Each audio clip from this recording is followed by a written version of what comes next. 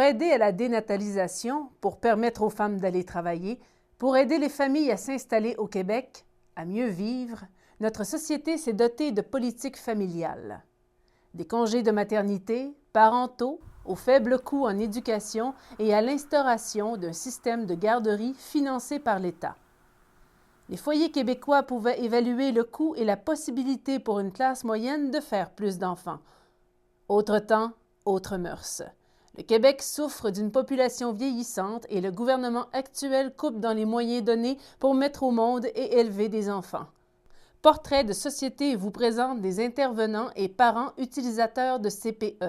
Portrait de citoyens impliqués, des travailleurs passionnés, de gardiens d'enfants devenus éducateurs avec le temps. Il y a 25 ans, c'est vrai qu'on était plus un peu des gardiennes, mettons, c'était moins structuré, moins exigeant. Il n'y avait pas de programmation vraiment, c'était pas beaucoup, pas que c'était pas éducatif, mais c'était pas pareil. Maintenant, on a du temps pour planifier nos activités, c'est beaucoup plus au niveau de l'éducation des enfants. Il y a plus d'objectifs, on travaille à partir de où les enfants sont pour les amener à telle place. Chaque enfant est différent. Aujourd'hui, tout est différent. Il y a eu une grosse évolution aussi de la qualité des services. Puis c'est vraiment basé sur chaque enfant est unique. Donc, on part d'un enfant où il est rendu et on va l'amener plus loin. Ce qu'un autre enfant n'est pas nécessairement rendu, on va l'amener ailleurs. C'est vraiment différent. C'est vraiment basé sur chaque enfant. C'est plus individualisé qu'avant. Nos enfants, sont dans un milieu où on n'a pas peur de les laisser le matin, où on sait qu'ils vont être pris en charge, qu'ils vont avoir tout ce qu'il leur faut, qu'ils vont être pris par du personnel qui connaît leurs besoins, qu'ils vont être amenés du point A au point B en suivant leur développement personnel à chacun. Si les CPE sont subventionnés, c'est qu'ils répondent aussi à une mission éducative. À écouter certains intervenants, on entend le discours même des professeurs, des professionnels détenteurs du système d'éducation. En septembre, les enfants graduent, ils changent de groupe. On se parle toujours, on est tout en même place. Fait qu'on se parle toujours, bien, tel enfant, lui, mettons, bien, lui, telle affaire, c'est difficile, la propreté, c'est plus ou moins acquis. Il y a des choses qu'il n'aime pas manger, des choses qu'il aime beaucoup. On est capable de se faire un compte-rendu et de dire, bien, nous autres, là, on était rendus là. Des fois, c'est même de dire, bien, il y a l'orthophoniste avec tel enfant, bien, nous autres, les dernières directives qu'on a eues, c'est ça. On fait tous des comptes rendus, puis on transfère à l'autre en même temps. Puis c'est comme ça, de groupe en groupe. On a quand même des fiches, on appelle ça Pharmagarde ou même le cahier de la remplaçante où on prend des notes sur nos enfants un peu au niveau caractéristiques des enfants. Tu sais, lui, bien, il ne dort pas longtemps. Lui, au bout de tant de temps, bien, idéalement, c'est de le réveiller. Il a dû rendormir le soir. On se fait des transferts comme de dossiers en parlant. Puis on peut avoir des rencontres aussi d'éducatrice à éducatrice ou s'il y a un enfant qui était aussi suivi par notre éducatrice spécialisée, on a une rencontre avec elle. On dit, OK, ça, c'est à travailler. Ça va bien. Ça, c'est acquis. Ça, non, vraiment pas. C'est difficile.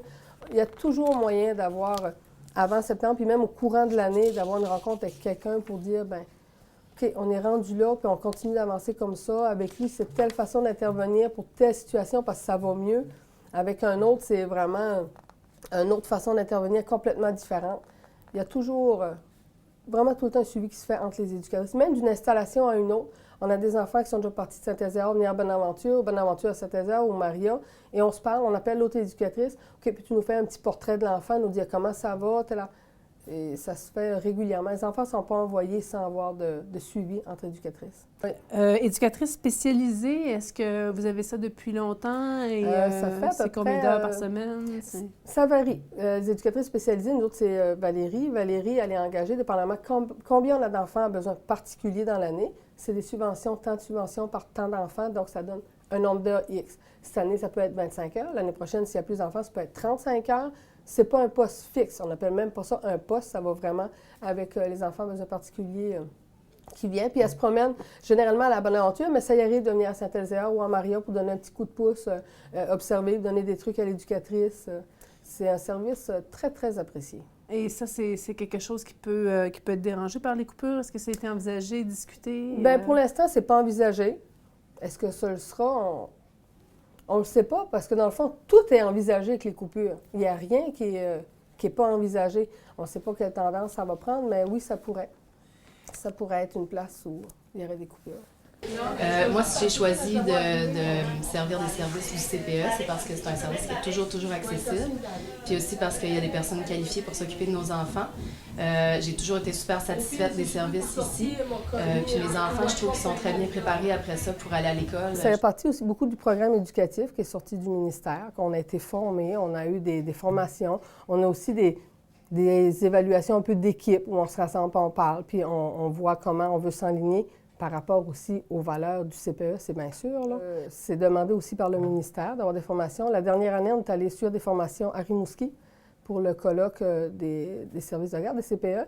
On a eu des formations là pendant 2 jours. Des fois, c'est une formatrice qui vient. On a eu un dernièrement, c'est même sur le travail d'équipe, la communication.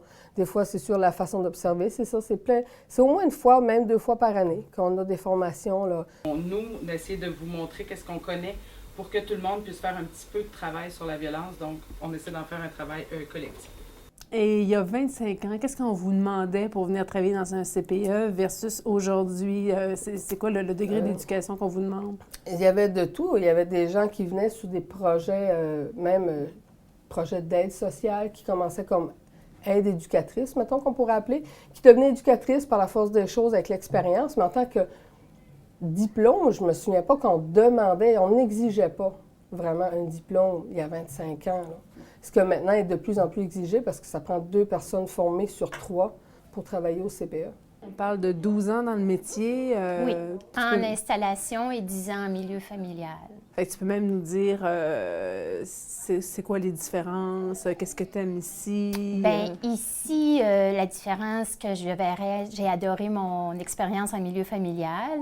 Mais ici, c'est que je suis à 100% pour les enfants. Je n'ai pas de nourriture à faire, j'ai pas de ménage à faire. J'ai le temps de les chérir, de voir à leur sécurité, leur bien-être, leurs besoins. Je suis à eux à 100%. Et voilà la différence que je vous dirais.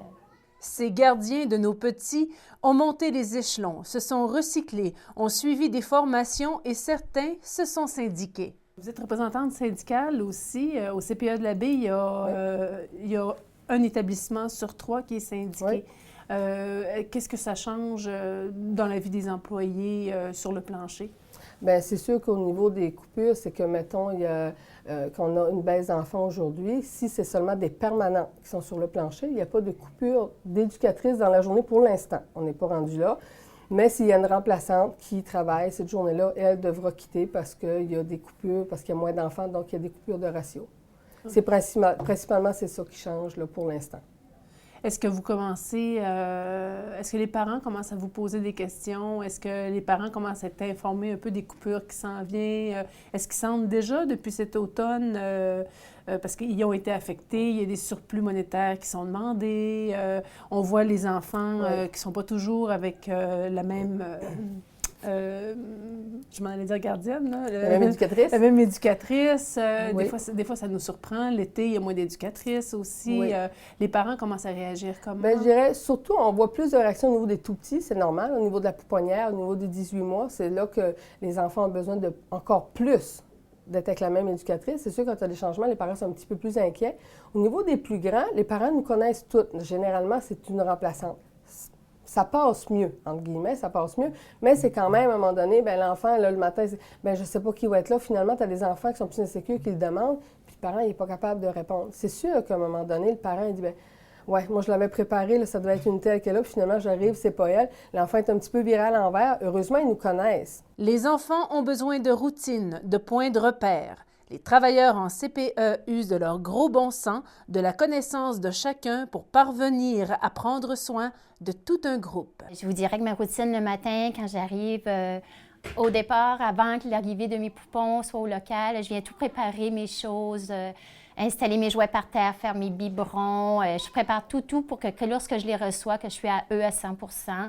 Et ensuite, on prend une collation, on joue un peu, je vois leur changement de couche qui soit propre. Ensuite, on les prépare, soit qu'on joue libre ou qu'on s'en va. Quand la température le permet, même en hiver, je sors tous les jours dehors, ce qui est bien important. Ils aiment ça. Ceux qui marchent les débarques de mon poupon bus, ils marchent. On rentre, c'est encore, on joue, on change les couches, on chante, on danse, on fait des comptines, on joue par terre. C'est du plaisir à 100%. Bon, il y a des routines qui doivent être à peu près fixe. On s'entend, vers 9 h, c'est la collation. Habituellement, tu ne prends pas ta collation à 10 h, si tu dînes à 11 h 15. Allô? Oh! Qu'est-ce qu'il fait, le monsieur? Il nous filme. Et vos collations le matin, c'est des fruits? C'est toujours des fruits le matin. Des fois, des restes de la collation de l'après-midi. S'il reste des muffins, je les partage. Puis ils ont faim le matin, les enfants. Souvent, ils arrivent ici, ils ont pas au plus ou moins déjeuner. Fait que ils ont faim. Fait qu'on essaie de leur faire passer l'avant-midi le ventre plein parce que c'est mieux pour la bonne humeur. Hein? Puis les collations de l'après-midi, ça ressemble à quoi? C'est varié, mais je m'arrange pour qu'il y ait quelque chose de consistant, substantiel, là, parce qu'ils ne soupent pas avant souvent 6 heures le soir. Fait que je m'arrange qu'il y ait des protéines. Fait qu'il y a du fromage, il y a des hummus, des pains, des tartines. Je fais du pain, puis je leur fais des tartines avec du fromage ou avec des dattes, avec du tahini, avec toutes sortes d'affaires, là, que ça soit nourrissant. Là, beaucoup de... Tout du fait maison. Là. Quand on rentre ici, ça sent toujours bon. J'ai le goût de rester manger. C'est important, une nourriture de qualité. Puis j'ai demandé à mon petit bonhomme pourquoi il aimait la garderie. Il me dit que c'était pour les amis. Donc, c'est important pour l'appartenance, la sociabilité, puis le goût de venir à la garderie aussi. Donc, Monsieur Couillard, il faut vraiment arrêter de couper si on veut garder nos services de qualité. Vu la situation financière, on coupe beaucoup sur les dépenses. Donc, on essaie de faire bon avec moins. Ça se traduit comment dans les recettes? Là, Bien, ça se traduit avec beaucoup moins de viande. On mange de la viande une fois par semaine ici. Puis encore, c'est pas un steak dans l'assiette avec des patates à côté, là. C'est quelque chose de cuisiné avec de la viande dedans. Mais ils trouvent leur compte, là, tu sais. Mais par contre, on mange des légumineuses à toutes les semaines, on mange du tofu à toutes les semaines, on mange un mets aux œufs à toutes les semaines. Les œufs, c'est une protéine idéale, donc on s'en sert, c'est pas cher.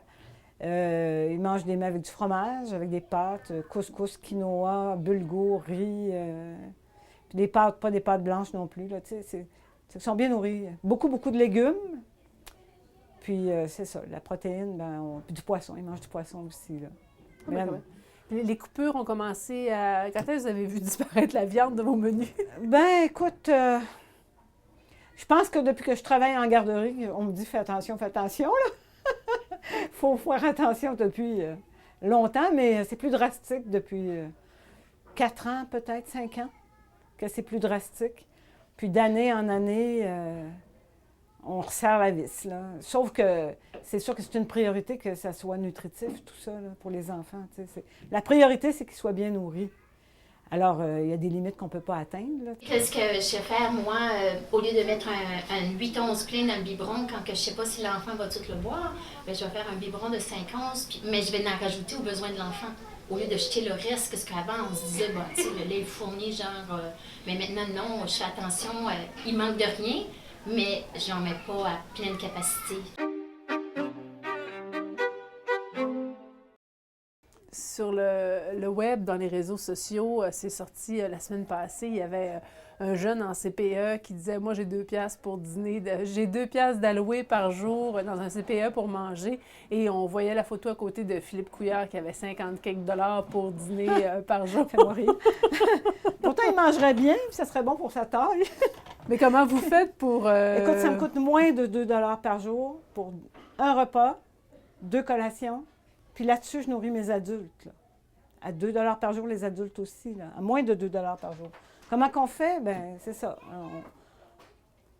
On creuse, on fouille. Moi, je suis le nez dans les livres de recettes tout le temps. Je consulte le site de Extenso. Je ne sais pas si tu connais Extenso. C'est le réseau de l'Université de Montréal en nutrition. C'est vraiment une ressource, là, parce qu'ils ont un volet enfants en plus, les petits mangeurs. Là, fait que tu trouves là-dedans. C'est bon pour tout le monde, hein? Tu peux trouver des trucs là-dedans vraiment fameux. Là. Puis, ben, tu vas voir où est-ce qu'il y a des économies, tu fouilles, tu consultes les autres, on se parle, on réunionne, on cherche des idées. Tu sais. Vous avez une petite activité ce matin? Vous avez un budget supplémentaire pour faire une activité culinaire avec les enfants? Justement, on peut leur procurer du plaisir sans hausser les prix. C'est la collation d'après-midi qu'ils font. Fait que toutes les semaines, une fois par semaine, on choisit quelque chose dans ma collation qu'ils peuvent fabriquer. Fait que tous les enfants vont manger ce que les enfants du groupe des plus vieux vont avoir fait. Fait que ça ne coûte pas une scène de plus, puis ils ont eu du plaisir. Tu sais.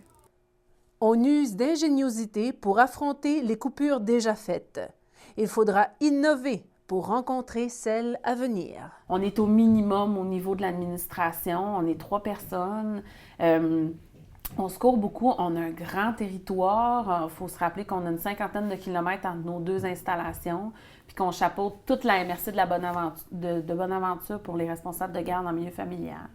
Donc, tout ça, on tient ça à bout de bras à 3 personnes à l'administration. Donc, c'est sûr qu'on ne fait pas de folie. On n'a pas de sous de côté non plus. Donc là, on est dans une situation un peu précaire comme tous les CPE du Québec. Donc, c'est sûr que cette coupure-là qui s'en vient de 120 millions, elle va faire mal. Couper en éducation, c'est couper aussi en service de garde. Pourtant, certains de ces établissements étaient déjà jugés performants. Quand vous êtes arrivé, vous étiez classé comme un CPE performant. Dit performant. Est-ce que vous l'êtes encore? Bien, en fait, ça, c'est comme une équation, si vous voulez, qui a été faite là, par l'Association québécoise des CPE quand on est allé en rencontre à l'automne dernier. Dans le fond, c'est là qu'ils ont classé un peu les CPE, puis ça nous donnait une cote, si vous voulez, là, qui faisait en sorte qu'on voyait, on était tout près du but que le ministère s'est fixé avec cette coupure-là. Nous, on était quand même très performants par rapport à ça, dans le sens où on fait très attention de ne pas avoir 3 éducatrices de plus quand il y a vraiment beaucoup d'absents. On réaffecte beaucoup les éducatrices ou encore, comme par exemple dans les vacances d'été, on ferme certains groupes pour économiser des sous parce qu'on sait qu'il y a une baisse de fréquentation, puis c'est normal, puis on favorise ça aussi, que les enfants puissent prendre des vacances. Donc, ça, on le fait déjà. Donc, nous, par rapport à ça, on avait une belle cote, là, dans le sens où est-ce qu'on était déjà performant là, par rapport à cette façon de faire-là. Par contre, je me vois mal diminuer encore plus. Malheureusement, la base de tout ça, c'est d'être performant. Moi, je n'aime pas ce terme-là. Je ne pense pas qu'on est dans un milieu où on doit être performant, mais plutôt d'être un milieu de qualité éducative. Donc, avec la performance, ce que veut le gouvernement, c'est qu'on ait un ratio éducatrice-enfant toujours au minimum, c'est-à-dire les présences réelles des enfants versus les heures travaillées des éducatrices réelles, que ce soit collé le plus possible. Donc, je donnais l'exemple tantôt, ce matin, les enfants arrivent tranquillement, un par derrière l'autre. Il peut arriver qu'il y a 9, 10 enfants, puis 2 éducatrices. Bien, ça fait en sorte que l'enfant qui arrive le matin, qui est en peine, qui a de la difficulté à se séparer de son parent, bien, il y a une éducatrice qui va l'accueillir, qui prend le temps d'aller le chercher, qui prend le temps de s'en occuper. Dans notre fameux changement qui s'en vient, on va être au minimum. Donc, l'éducatrice, elle va avoir 8, 10 enfants le matin, puis c'est go, go, go, tu rentres. La charge de travail, elle va être beaucoup plus lourde. Et c'est là qu'on va voir la différence au niveau de la qualité des services, parce que l'éducatrice aura beaucoup moins de temps pour faire ces petites choses-là qui font la différence, qui font en sorte qu'on est un milieu de qualité. Et s'il y a moins d'enfants qui rentrent une matinée, comment ça se traduit? Bien, comme présentement, comment ça se traduit là, dans notre réalité ici? C'est sûr que le personnel qui est sur appel se voit couper des heures. Nos éducatrices qui sont permanentes se voient des fois faire autre tâche. Il y a toujours quelque chose à faire en CPE. Puis vous avez fait un déficit l'année passée. Oui. Vous avez pris ce que vous aviez et vous avez investi au maximum pour rehausser vos CPE, pour oui. offrir... On a voulu, dans le fond, c'est sûr que là, on a développé une nouvelle bâtisse à Maria. Dans le fond, on a développé notre projet de 60 places là-bas. Il a fallu investir des sous du CPE aussi, parce que ce que nous donnait le ministère dans son plan de financement n'était pas... ça couvrait le minimum, disons. Donc, nous, ce qu'on voulait, c'est avoir une belle installation. Quand je dis belle, je veux dire une grande cour, des locaux adéquats, du matériel de qualité, avoir une cuisine équipée. Donc, on a investi beaucoup de sous dans ce projet-là du CPE. Par la suite, c'est sûr qu'on a mis nos cours extérieurs, on a fait vraiment une mise à jour pour être certain qu'on était conforme, que nos cours étaient agréables, qu'ils étaient adaptés pour les enfants, qu'il n'y avait pas de bris. On a fait ça dans nos 3 installations. C'est sûr qu'ici, on est dans un ancien presbytère qui date, donc il y a beaucoup de travaux, donc on est toujours à refaire des petits coins pour être sûr qu'on est sécuritaire et qu'on a une bâtisse qui est conforme. Donc, le plus possible, on a investi l'année passée dans ces aspects-là. On a investi aussi dans le matériel éducatif, dans le matériel de jeu extérieur, beaucoup, parce qu'on favorise le jeu extérieur, on y va 2 fois par jour. Donc, on a acheté des raquettes aux enfants, tout ça, pour être certain, parce qu'on ne voulait pas que cet argent-là retourne encore une fois au ministère. On voulait que les enfants puissent en profiter, en bénéficier. Donc, c'est le dernier investissement qu'on a fait. Là, aujourd'hui, ici, maintenant, il n'y en a plus de sous. Là. Puis, 2013, c'est sûr qu'il y a eu de la récupération là, dans nos actifs, dans nos sous, dans le fond, qu'on avait de côté. Donc, à chaque année, depuis les années 2013-2014, le gouvernement est venu chercher au mois de novembre, directement à même notre subvention du mois de novembre, des surplus, qui, eux, appellent des surplus cumulés, là. Donc, ils sont venus chercher ça directement dans nos coffres. Donc, au lieu de nous verser un montant X, bien, ils ont déduit une coupure qui était significative, là, je te dirais autour de 75 000. Là. Donc, durant 2 années consécutives, on a été amputé de 75 000 au mois de novembre. On s'entend, depuis les 2 dernières années, les éducatrices ont des augmentations de salaire qui ne sont pas subventionnées. Donc, en partant, notre masse salariale augmente, mais elle n'est pas subventionnée par le ministère. Donc, c'est le premier déficit, si vous voulez, qu'on a à absorber. Ensuite, ils sont venus chercher dans nos bénéfices cumulés. Donc, une deuxième tranche qu'on a absorbée. Et en plus, on avait un 53 000 qui découlait là, du 74 millions général au Québec. Donc, dans le fond, juste pour l'année passée, c'est vraiment beaucoup de sous. Là. On parle de 150 000 là, qu'il a fallu assumer dans notre budget, dans nos sous au quotidien. Là. Qu'est-ce que vous croyez que c'est un service que le gouvernement voudrait privatiser? Je pense que oui. Moi, j'ai comme une image, je me dis tout le temps, c'est comme si on sortait avec un gars qui ne veut plus de nous autres. T'sais, bon, mon image est plate, là, mais c'est comme ça qu'on se sent. T'sais, on est avec un ministère qui ne veut plus vraiment des CPE. Ce qu'on sent sur le plancher, c'est ça. C'est que s'il était privatisé, les CPE, ben, on aurait pu s'en occuper, ça serait beaucoup moins compliqué. Donc, c'est comme si tout était mis en place pour qu'à un moment donné, on en vienne à ça. Que ce soit la lourdeur administrative au niveau des responsables de garde en milieu familial, qui doivent être déjà en partant des éducatrices, des cuisinières, des ménagères, comme vous voulez, des adjointes administratives. Déjà qu'une éducatrice en milieu familial fait tout ça, le ministère, dans les dernières années, a imposé beaucoup de lourdeur administrative. Donc, un peu pour les pousser à bout, en bon français. Au niveau des CPE, c'est la même chose. Le parent paye de plus en plus.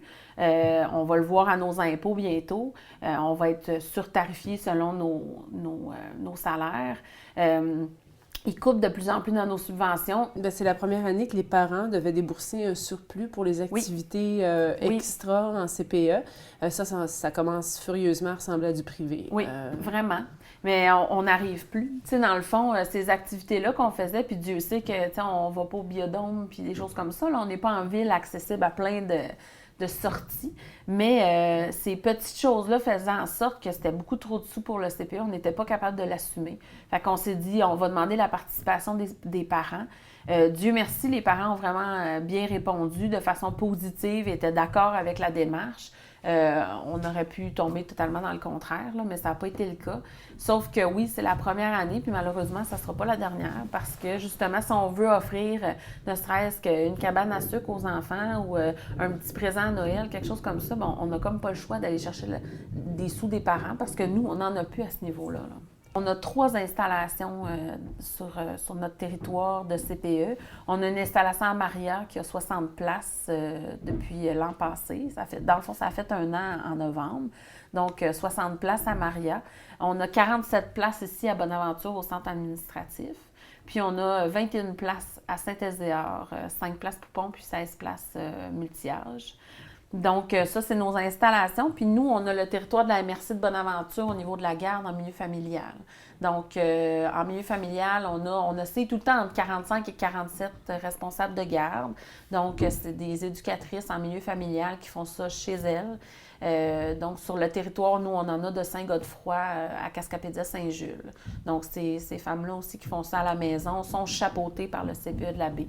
Donc, on a une agente de conformité qui vérifie les milieux, puis on a une agente de soutien pédagogique qui va en aide là, à ces éducatrices-là en milieu familial lorsque le besoin est. On parle de combien d'enfants sur le territoire? On parle dans le fond, de 128 places en installation. Je dis place parce que dans le fond, on a du temps partiel. Donc, c'est sûr qu'on peut osciller jusqu'à 150 enfants, disons, dans nos installations. En milieu familial, on a un permis de 222 places. Ça aussi, ça oscille. Donc, je vous dirais qu'en général, on est peut-être à 240 enfants en milieu familial. Le réseau des CPE a été mis sur pied en 1997, il y a près de 20 ans. Le principe, préconisé à l'époque par Pauline Marois, était de donner accès à un service de garde accessible à tous. Dans ces 10 premières années d'existence, les CPE ont presque quadruplé le nombre d'enfants à charge, passant de 55 000 à plus de 200 000. C'est alors que les places à 5 $ ont augmenté, la contribution est passée à 7 $ et les tarifs continuent de monter. Au niveau de la précarité, des coupures qui s'en viennent, est-ce qu'un centre à 47 places va être autant affecté qu'un centre à 20 places? Par exemple, je pense à ce que Bonaventure va souffrir autant que Saint-Elzéar pourrait souffrir de cette austérité-là? Ce qu'on s'est fait dire quand on a eu notre rencontre avec notre association nationale, c'est qu'avec les nouvelles règles budgétaires, les installations de 60 places et moins ne survivront pas. Ce qu'on s'est fait dire, c'est que le ministère aurait maintenu ces installations-là sous respirateur artificiel et là, il tire la plug. Donc, ce qui veut dire, entre autres, pour nous, en fait, au total, ayant 128 places, ça nous avantage dans le sens où on a 3 installations. Donc, c'est sûr qu'une installation comme Maria va aider à pallier, disons, à une installation comme Saint-Elzéar à 21 places. Par contre, on a besoin de quelqu'un pour l'entretien ménager dans les 3 installations. On a besoin d'une cuisinière par installation. C'est ça qui fait en sorte qu'au bout du compte, ça coûte cher à une petite installation. C'est que c'est toutes les mêmes dépenses, mais à très peu d'enfants, donc très peu de subventions du gouvernement. Donc, c'est sûr que par ces gestes-là, le gouvernement pousse de façon très subtile les CPE à se fusionner aussi.